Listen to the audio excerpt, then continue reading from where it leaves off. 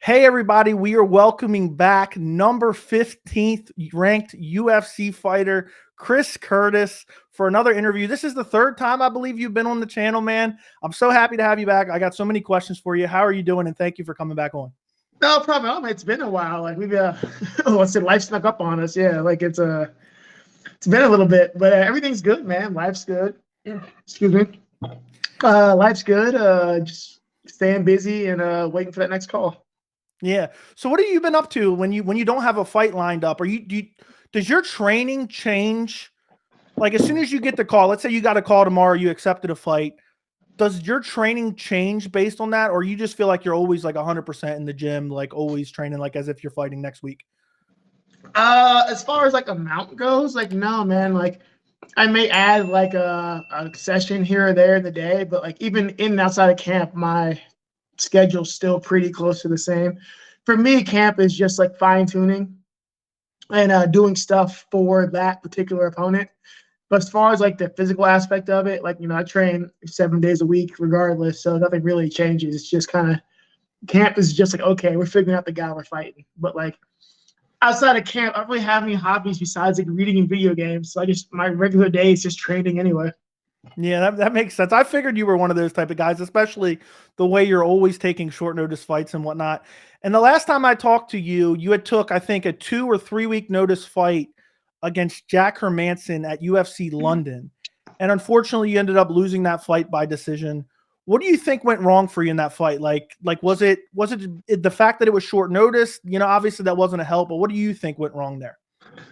Physically, man, like, I was in shape. I was fine. That we knew that was going to be kind of a risky one. Like when I took that fight, it was kind of weird. Like, so we had a week to train and then we flew out to London for fight week. So it was kind of weird because the week I took the fight, all of my coaches were gone. Punahele Soriano fought that week. So all three of my coaches were in Long Island. And then Sean Strickland had just fought. Brad Tavares had just fought. Ty Gordon had just fought. Sadi Busai had left to go overseas to acclimate for his fight. So like all of my main training partners were gone and all of my coaches were gone. So we were like, okay, it's fine. We can figure it out. It's fine. And I always laugh. We were like looking like, just wasn't adjusted. Like I laughed because the last guy that I sparred with for that fight was Mads Burnell, a freaking 55er in Bellator. 55er in Bellator was like 5'7", or 45er. It was like 5'7". So just it was an uphill battle from the moment we signed. But we're like, I felt good. I felt physically fine. So I'm like, I guess I overestimated how much I could adjust and just figure it out. And it turns out like there's a limit to how much I can bank on my experience, just figure it out. Like, just didn't have time to get sharp, and it kind of showed. Yeah, I was wondering in retrospect. So basically, your last few fights outside of the last fight before this, you've taken on short notice. They've been massive opportunities, and there's other fights against Phil Halls and others. Brendan Allen, I think it was. You've gotten massive wins. Do you regret taking this one in retrospect, or are you just like, it was a massive opportunity, it was worth it, just because what would have happened had you been able to pull it off? No, Do you I even hate think losing. like that?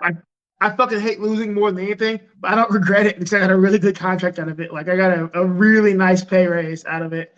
So I hate taking a loss, especially to a fight where I know I honestly know that I can win. But on the flip side, it's a shot at a top 10 ranking. And on top of that, regardless, I got a really good contract out of it. So like I have skipped a few contracts. Like 4 fights in, I'm on my 3rd contract already. So I have skipped quite a few contracts in the UFC. I've skipped a few years of incremental pay increases to have those big jumps. So as much as losing sucks, I'm getting paid really well right now. So like, I'll suck it up. Sometimes you gotta take it on the chin, and the risk definitely outweighed the reward definitely outweighed the risk. So I was like, fuck it, why not? Yeah. So after that fight, I have to ask you about this. We messaged back and forth a little bit after the fight. There was some frustration there. You were flipping off Jack Hermansson. Apparently he had said something to you, but you guys all, made up afterwards. You posted the picture. And we had talked about this in private, but I was wondering, you got a lot of backlash for that. In my opinion, I told you my opinion. I said, we're watching guys, beat the crap out of each other in a cage, and people are overreacting about someone giving the middle finger. Was there a reason you did that, or was it just frustration? And how did you deal with the backlash? Did it actually affect you, or do you feel like, you were kind of affected, but it didn't really bother you all too much? Well, first part, it happens. I was just pissed at Jack, and I forgot what he said. I was already frustrated with the fight because, like, I've never seen Jack Hermansson fight like that. And, like, hats up to him. It was the smartest way to win that fight. But, like, I'm just like, come on, man.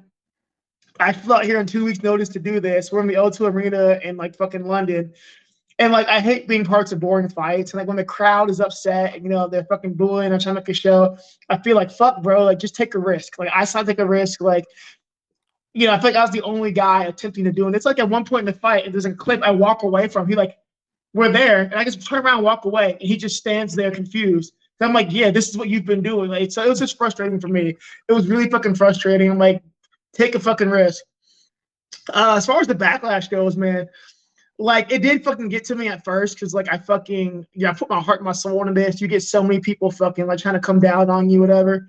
And actually, Chael Sonnen's the one that kind of, like, got me to, like, relax. To me, I kind of, like, bumped heads with Chael Sonnen, and me and him got into it. And I'm, like, I'm going in on Chael Sonnen. I remember that. Hard on Chael Sonnen. And Chael Sonnen messages me. He's like, I said, I don't know what I said, but he's like, I think you're misunderstanding something. So he sends me his phone number. He's like, text me. This is like 2 a.m. So it's like at midnight. So I ended up talking to Chael Sonnen for like 3 hours. And like Chael Sonnen's like, he gets so much shit. He's a good fucking dude. And like I had this big long talk with Chael Sonnen about stuff. And he's like, kind of like we had to talk about, he's like, this is your career. It means a lot to you. But Chael's pretty much like, you can't really give a fuck about the fans because they'll turn on you in a heartbeat. The moment you lose, they'll turn on you. But the moment you win, they're your best friend again. So he's like, you can't get sucked into that. Like, it's easy to. And I got pulled into that to where, you come in, you win 3 fights, people love you. Yeah. And then the moment anything goes wrong, people are like, oh, you suck, blah, blah, blah. So Chael's the one to talk me off of that. As far as the backlash itself, I just like we talk. I always laugh, man. Like, I am in a cage fighting someone. Like, I think a lot of it is like a lot of these fans. I accept now that I think a lot of these fans played like football when they were kids. They did karate. They remember their coach talking about sportsmanship and all that shit.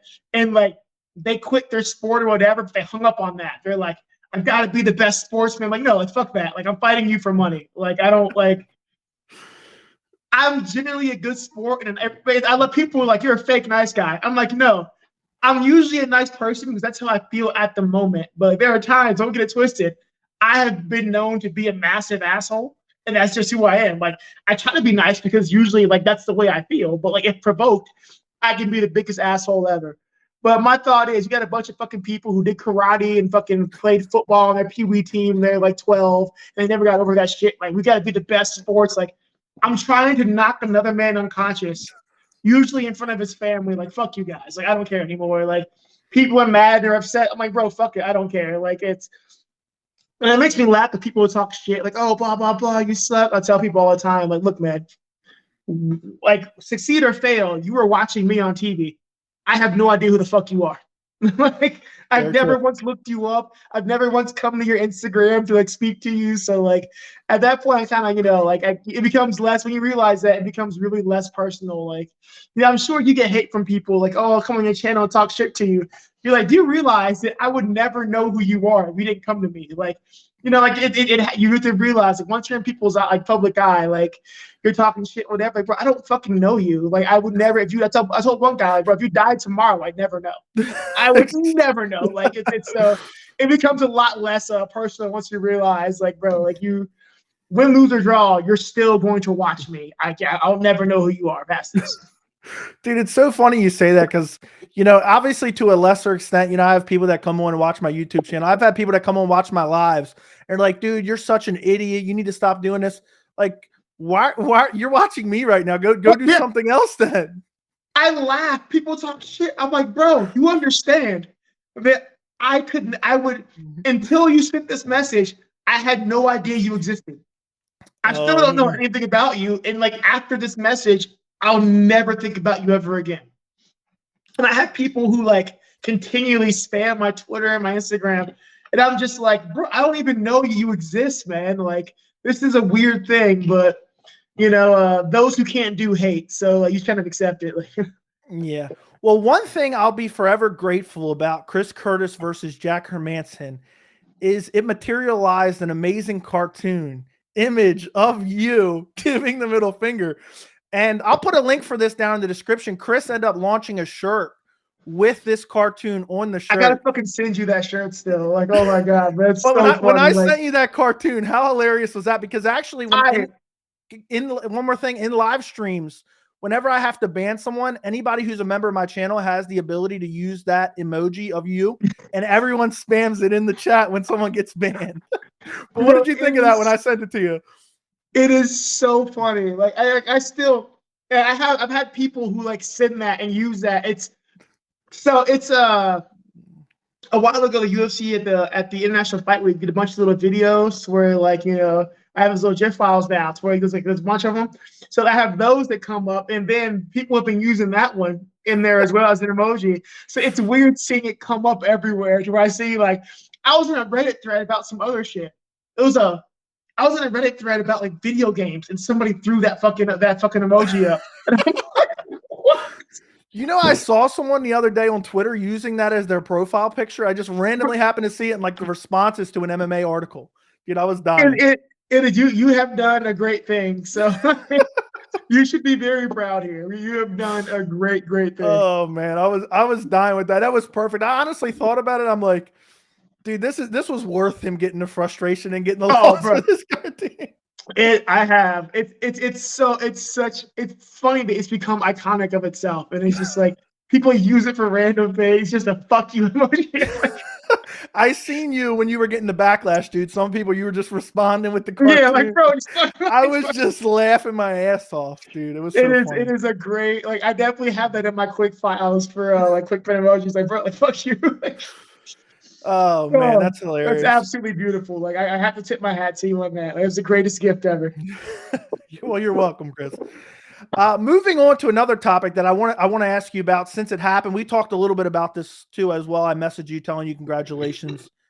How did it feel to end up being in the top 15 rankings of the middleweight division? Like, I'm sure that's something you had as a goal for a long time, and then to finally achieve it, regardless of how you achieved it. How did that feel the day you found out? I think I actually might have broke the news to you. Yeah, you did. I was like, oh shit, wait, am I? Like, yeah. So it's weird, man, because it's not the way that I wanted to get in. I wanted to get in against through Jack. Excuse me, I'm gonna fucking drink your dinner. I'm burping.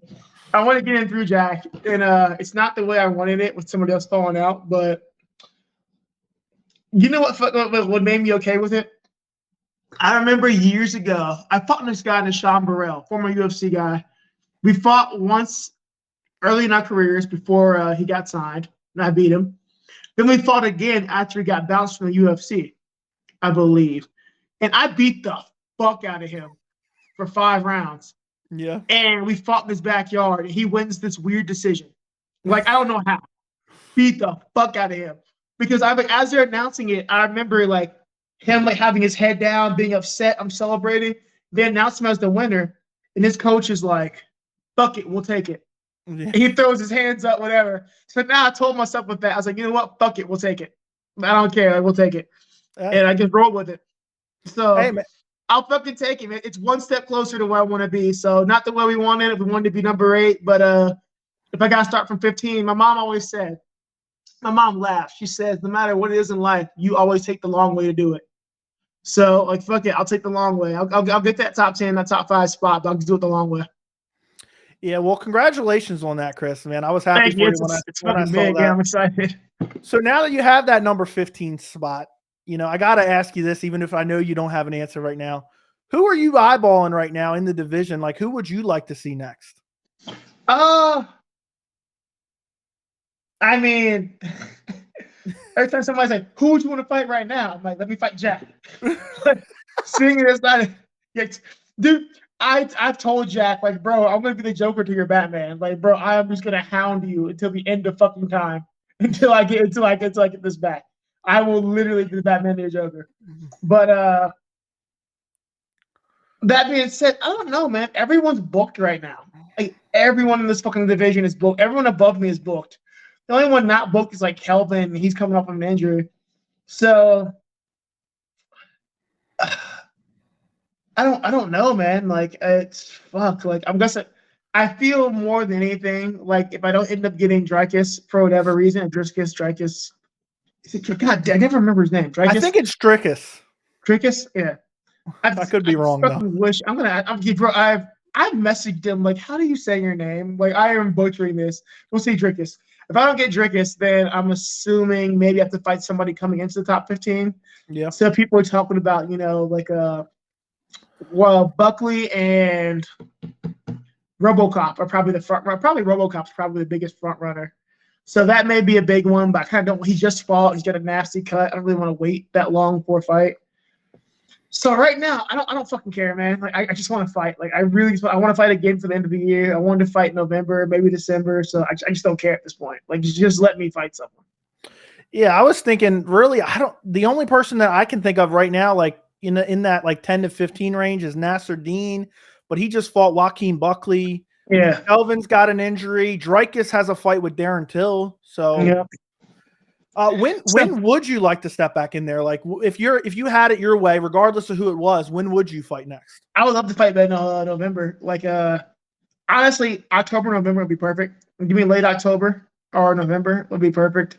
I'll take December, but I've been sitting around for I feel like after the last year I had, like 2 years I had, I'm fighting every couple of weeks. Like sitting around this long is really hard for me. But it's okay because I've been lifting a lot at the UFC PI. It got me getting I'm a lot bigger than I was. I put on some size, so we're still just working on putting on some size and whatnot. Just so I'm not as undersized at 85. But man, I would love to fight like October, November. November preferably, but I'll take December if it comes up. I just want to fight. Well, maybe you should stay ready. I mean, Darren Till has been known. You have been known to take his spot before. He might fall out of that early December fight. The moment he got it got announced, like people blew my inbox up. Like, you'll be ready to take Till's spot again, right? I was like, hey man, I will be ready. Well, it's funny. Usually when there's like a semi-big fight announcement, I'll do a video reacting to it and I'll give my early prediction for the fight. Like, even though I may change my mind. And my early prediction for that fight was 2 weeks before breaking news, Darren Till is going to pull out against Dricus Du Plessis. I hope that doesn't happen. But I immediately thought of you. I was like, Chris Curtis would take that fight in a heartbeat. Well, me and Dricus, so I have a weird relationship with Dricus to where I think it was kind of standoffish at first, but now we're just kind of amused that we can never manage to get each other booked because it fell through. And then we keep okay, we'll get matched up, and they don't match us together. So I think we just had this weird relationship where we just kind of laugh about it. But I would love to fight Dricus, man. We've done a camp for him before. We've made adjustments at the Hermansson fight to address certain things. So I think it'd be a really fun fight. So I'm definitely down to fight Dricus if Darren Till, whatever. That's not to be a dick, but we're definitely we may be going through camp right now. Let's just pretend to be ready for Dricus. So you be ready in December. Well, I hope you get a fight earlier than that. I would love to see you fight in not late October, early November. I think that'd be awesome. Even if you could get on that Madison Square Garden card again, I think that'd be pretty sick as well. I wanted it so bad, but no luck yet. Yeah. So, but cross our fingers and we'll hope. Yeah, hope for a fight, right? Yeah, because I was actually looking at the rankings earlier today. I'm thinking, who could Chris get matched up with next? And I was thinking kind of everyone ahead of him is really booked right now. So yeah, the 85 is kind of in a weird crunch position right now. Yeah. So one more question about go ahead. No, that's it. When Strickland had to pull out of the Cannonier fight, I was like, I'll take it. Oh, I wish that was, man. That card's looking a little bleak right now. So I would have loved to see that. Mick told me stop. He's like, stop it. I was like, fine. Yeah, that's a tough one. Jared Cannonier on short notice. That is a very tough one. It would have been great. It would have been a fun fight. Mick's stop it. Apparently everyone has the same thing. Everyone wants to get a little bit bigger. So we work on getting some size on, but they were adamant about giving me the time to put some size on. So it's been a fun process. Yeah, I wanted to ask you. I asked you this the last time we did an interview in July, and I'm just wondering if anything's changed from some things you said. I'm assuming it hasn't. But do you think you're staying at middleweight? You don't see any like immediate plans to go to welterweight. You're staying at middleweight for a while, right? I'm assuming since you said you're getting bigger. I'm really trying to. I've been trying to put on some like a lot of size and just be stronger. Like, man, 170 is miserable for me. Like everybody's like, oh, you like the 70. I'm like, God, you understand? Like, I feel like I lose so much at 70. Like I lose athleticism, I lose power, and my conditioning suffers for it.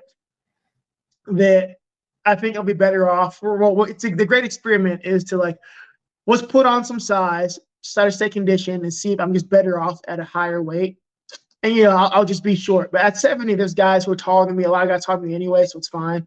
I'm used to fighting taller guys. So let's just see if I can bridge the strength difference and be happy. Just be bulk up, be a happy 85er. Because fuck 170 ruins my life, man. Like I'm 35. I'm like I think about that weight cut sometimes. I'm like, oh, it's a little painful. So if I can just kind of get big and not have to worry about the power difference, and I can make that up, just do hard work, I'd rather stay at 85.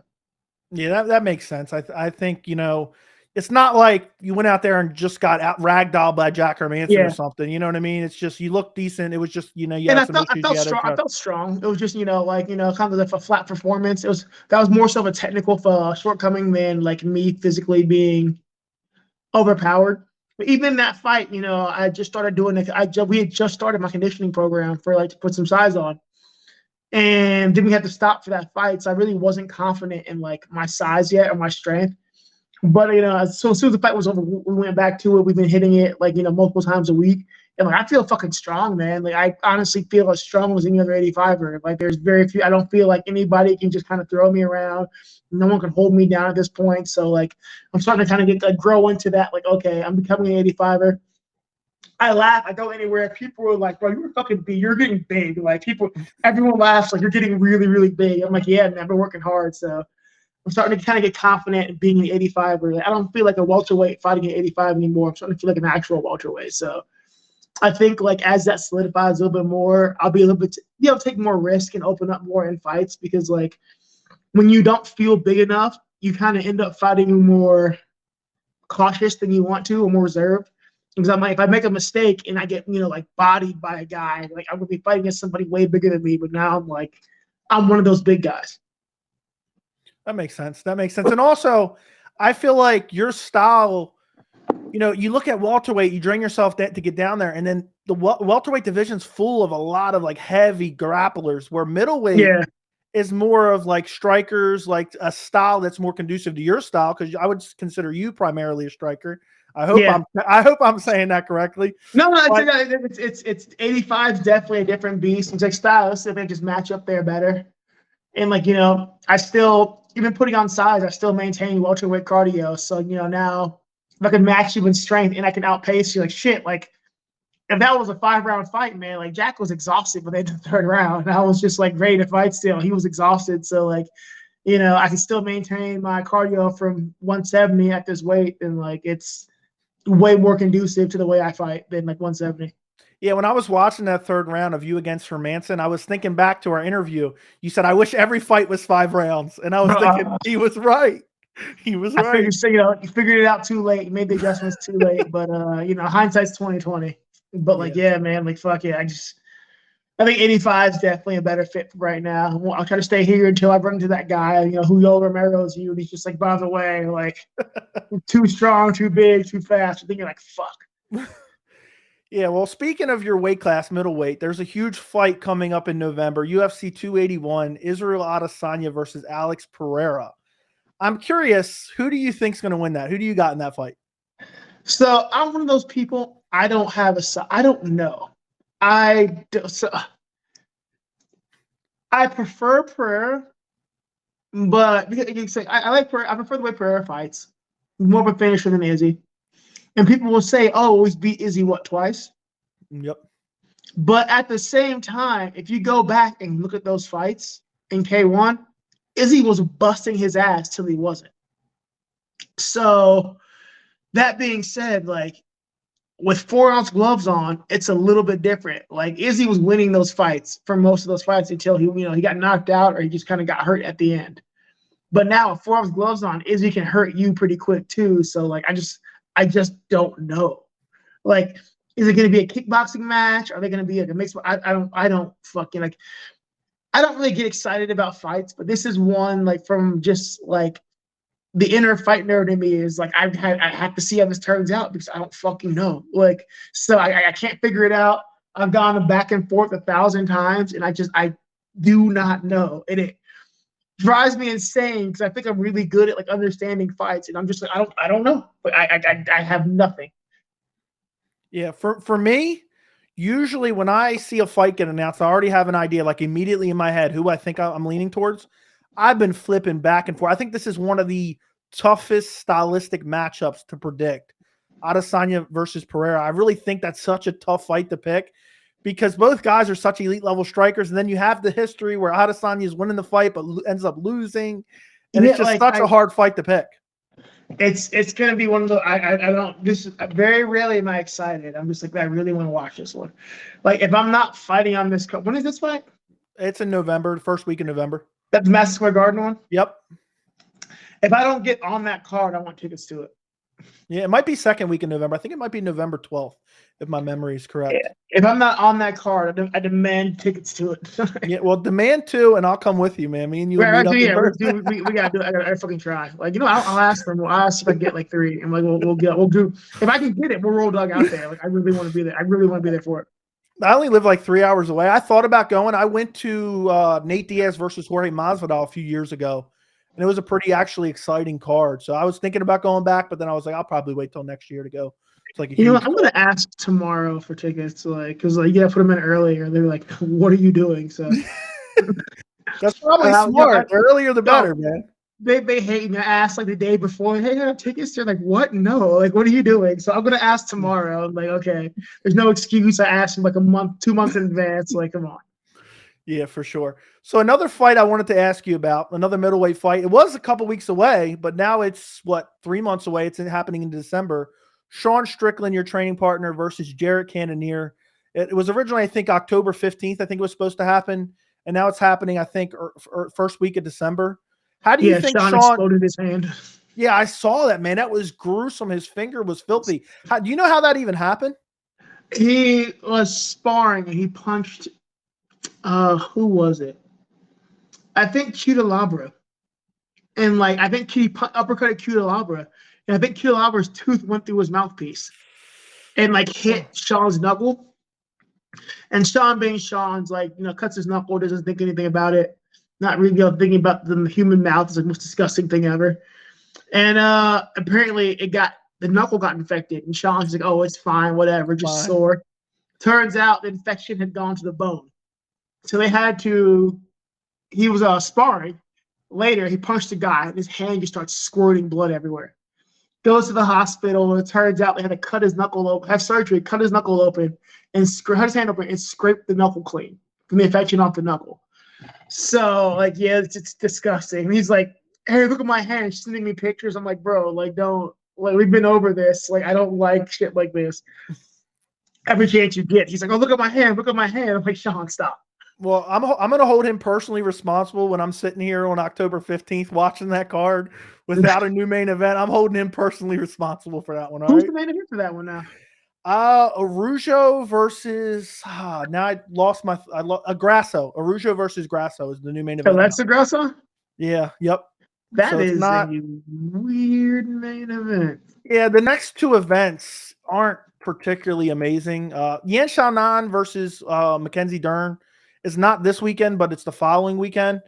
And then there's a week off, and then there's that one. So it's not this next couple weeks. Have you ever seen 2 female main events in back-to-back weeks? I don't think so.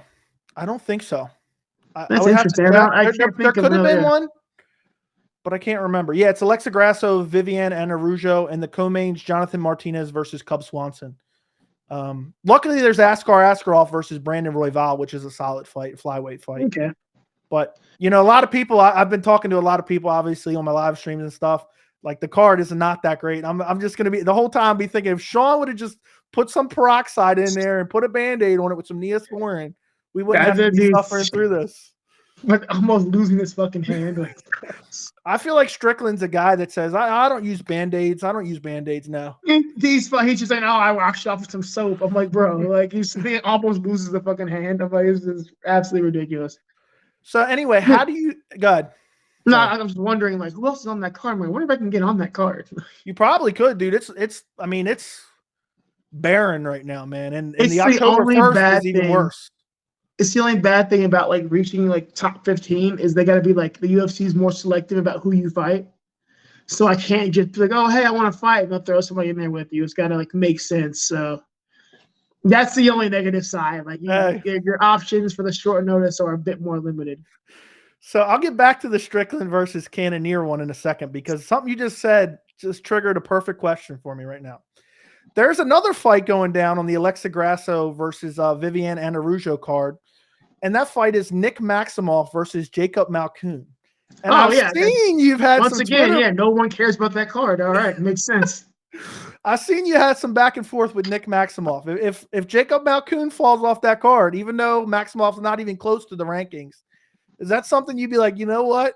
Throw me on there. Let me fight him. Maximov would never take that fight. You fucking coward. How did all that happen? Do you have any like prior beef with him, or was it just you threw out that one? No, I made a joke and he got offended. But then again, this technically may have been my fault. Like Oh, it definitely was. But people shouldn't get that butthurt over a little joke, It may have been, but I'd say it may have been my fault. It's fine. Like I don't I'll say like 50-50. But he got offended by the joke, and then he's like, "Oh, we're in Vegas." I'm like, "Cool, you're in Vegas, fine. We can just fight, like, bro, like we're fucking professional fighters." I'm like, "Hey, show up to the gym tomorrow. It's a sparring day. Show up. We'll go in the cage. We'll fight it out. It's fine. You got beef. You like what I said? We have a cage. We can go fight it out. No one's gonna stop us. It's fine." He's like, "No, I'll pull up right now." I'm like, "Sir, it's 10 o'clock at night. I'm 35. Like, I don't leave my house to fight people at night. Like, it's not a thing. Like, I'm not gonna go have this big grand meetup to where like either I have to fight 30 of your friends or you get everybody holding you back doing this bullshit." I'm like, no, like that's no grown person who wants to fight calls you to a team fight. So at that point, you don't want to fight. You just want to make a scene. Like, no, I'm like, let's just go to the gym. There's like 15 gyms here. We can go to either anyone. We can fight it out and be done. And then he's like, "I saw you at the West ceremonial weigh-ins, and you called security on me." I was like, "Bro." Then he's like, "Oh, you called security on me twice." I was like, "I called security?" I'm like, "Bro, first of all, I didn't see you at ceremonial weigh-ins because I had to tell Nick Maximov, like, bro, I don't give a fuck about you. I couldn't pick you out of a lineup. If I saw you, I didn't acknowledge you or know. If I saw Nick Maximov in a lineup with 5 other people, I couldn't tell you which one was him unless he had like his like baby head, maybe give him away.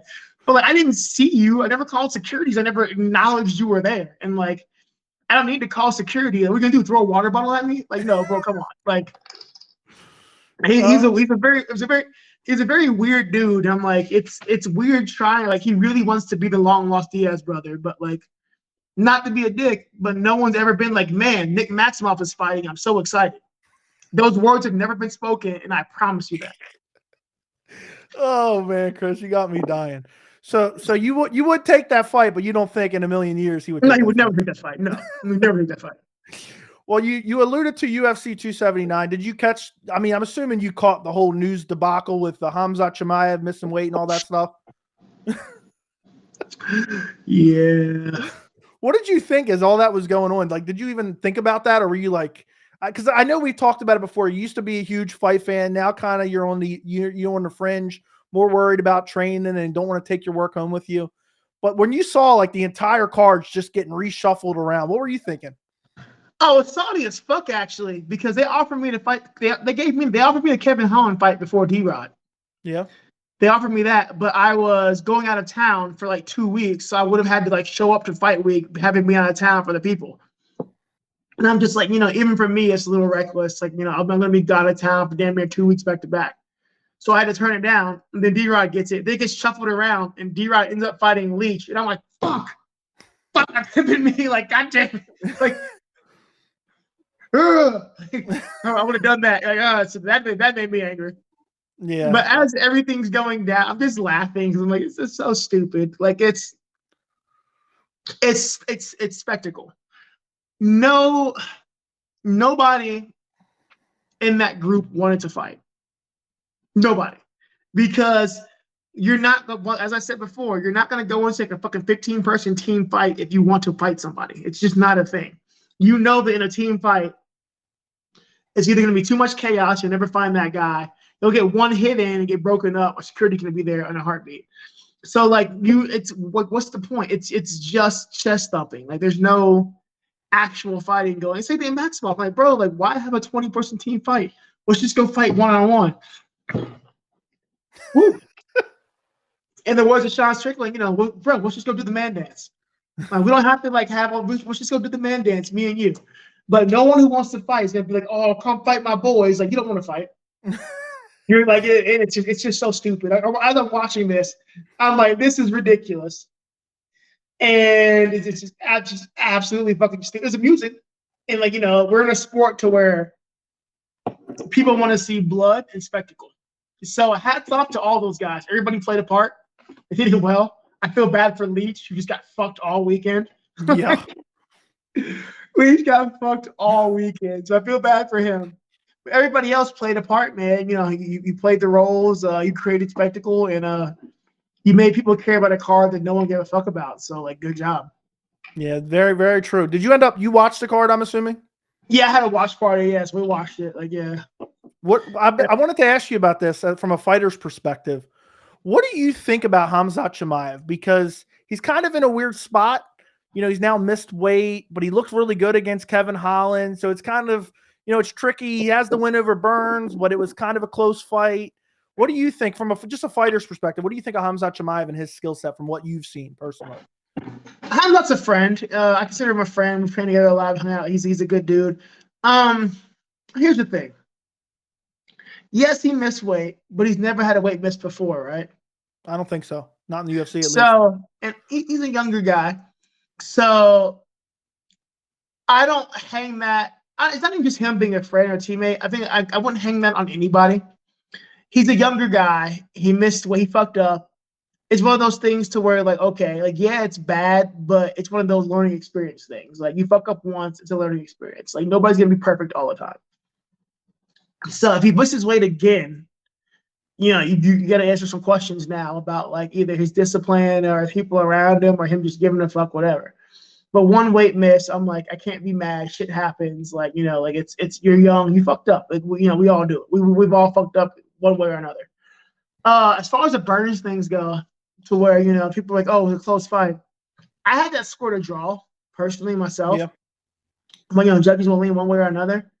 But then again, he went from – who did he fight before Burns? The Leach.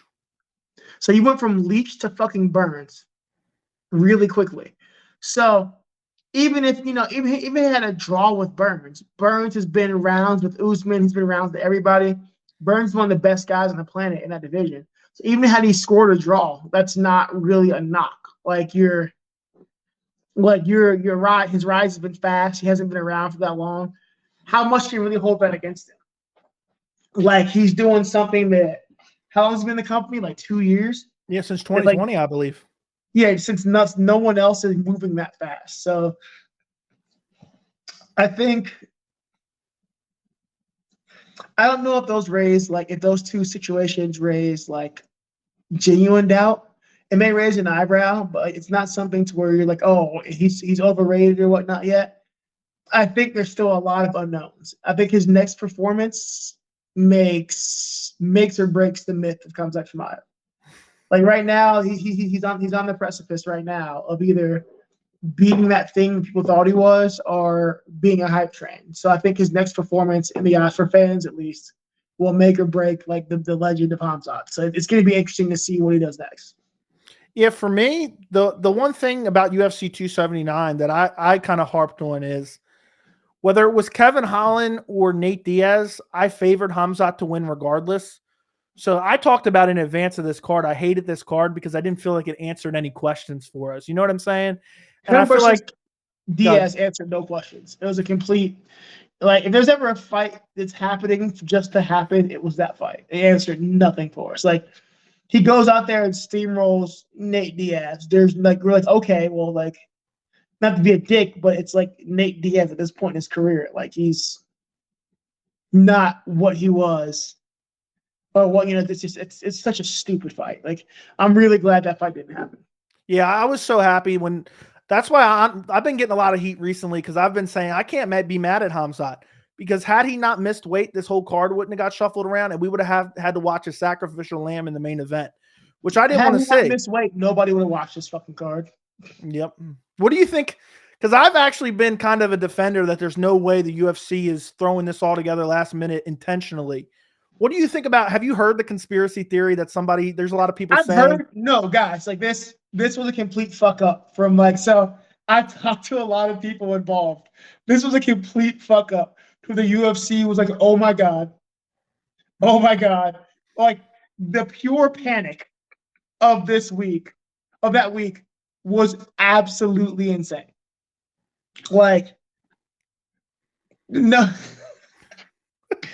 I saw Sean Shelby at a club after party. The 170 matchmaker, Sean Shelby, that night. Hey guys, that I've never seen a man look so tired. And like, I have never seen a human being be at an after party looking that exhausted. Like, that card aged Sean Shelby to where he was like, we're talking. He's like, you guys don't understand, like, the amount of like work that went into like not having that card implode. And like, Sean Shelby's a lively dude. I've never seen like Sean Shelby just resigned to like, thank God, without saying shit. He's just like, thank God this is over. So like, I genuinely 100%, like, I 100% believe like this shit went sideways really fast, and it was like the UFC brass just struggling to make it work. And they've got a lot of experience and a lot of years in it, and I think like that 279 was like the proof that like, all of those years paid off because they pulled that out of their ass. Well, there you hear. For those who don't believe me, there you hear it. Per sources, Chris Curtis says there is no UFC 279 conspiracy. They pulled that out of their ass. My biggest thing was if the UFC wanted to shift around this card, they could have done it a week or two beforehand. Yeah. I mean, why would they wait till the day before? That doesn't add up. You know what I mean? Yeah, it's so many things went sideways that they're just out here, essentially throwing shit at a wall and see what sticks. Like, they are hats off to them because like, they don't get enough credit for like the insanity of that week. Because like, being around it and having contact with like shit. I'm cool with Leach. I've talked to fucking D-Raw a lot of times. Me and Kevin are kind of like weird. I talked to Khamzat. So like, it's being in that situation, like, holy shit, everybody's just like what the fuck's going on? They're just like, we'll figure it out, I guess. So no, it was just a clusterfuck the UFC actually, they showed out on. So good on them. Yeah, so before we end this interview, I'll circle back because I never got to ask the question because I ended up thinking of that whole Maximov and that October 15th card. How do you think Strickland matches up with Jared Cannonier? I know Jared's kind of getting up there in age. He lost his last fight against Adesanya, but he's still, I think he's a top 5 ranked guy in the middleweight division. How do you think Strickland matches up with him? How old is Jared? I think he's like 38 years old, honestly. Oh, shit. Let me double check. It's weird, man. Like, I think Jared's one of those guys. I think he struggles like with Adesanya. Kind of showed he kind of has an issue breaching that range if he feels threatened.